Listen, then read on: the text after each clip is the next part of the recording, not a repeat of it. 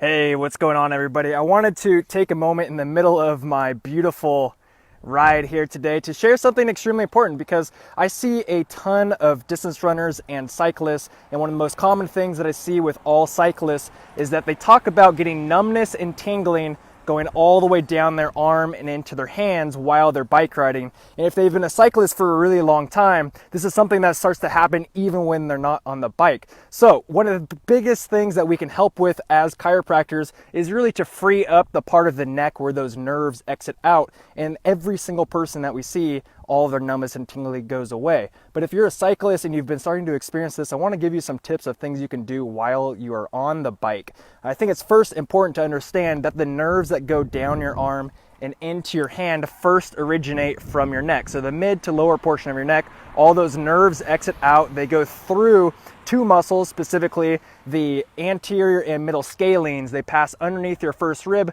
under the clavicle, down the front part of your arm, and then all the way down out into your hands. And so if you've been riding for a really long time in this position, over time, you're gonna start to pinch or crunch or compress those nerve roots right where those nerves exit out of your neck. So one of the biggest things that you can do while you're cycling is make sure that your ear is far away from your shoulder. What I noticed as we're biking around, I saw this guy actually just riding by just now, is he was riding up like this. So when his ears are approximated close to the shoulders, there's no space there for where those nerves exit out. So make sure to take a mental note of that while you're cycling, or if you're having tingling and numbness in your hands, and think about how close are my shoulders towards my ears, and then get those shoulders away from your ears like this.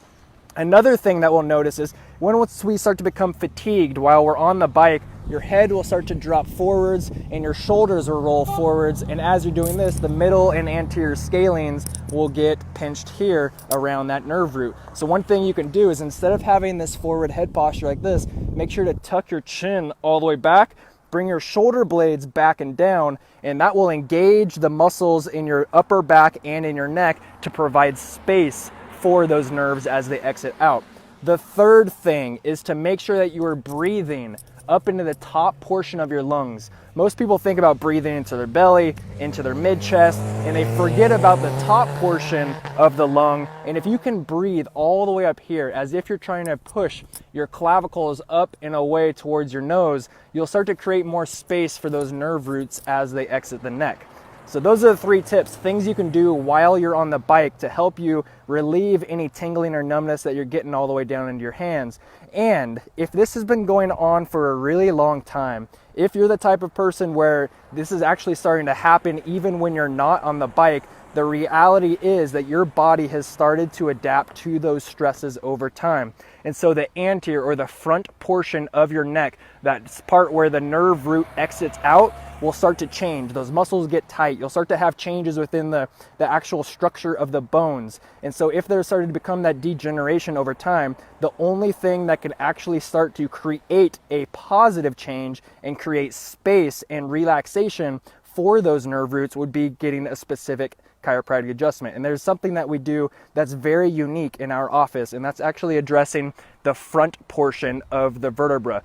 The majority of chiropractic schools teach only adjusting the back portion of the vertebra. But if you can assess the area on the front side of your neck where there is compression on that nerve root, and then adjust it in a way that creates space for those nerve roots, it's one of the most beneficial and easiest ways to start to get rid of tingling and numbness.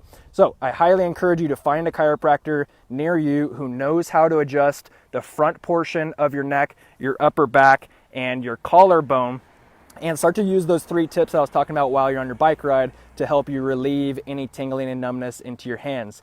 I hope you're having a gorgeous day like we are here in the San Francisco Bay Area. I love and appreciate y'all. And if you found this useful, please give me a couple thumbs up and tag some of your riding buddies. All right, thank you.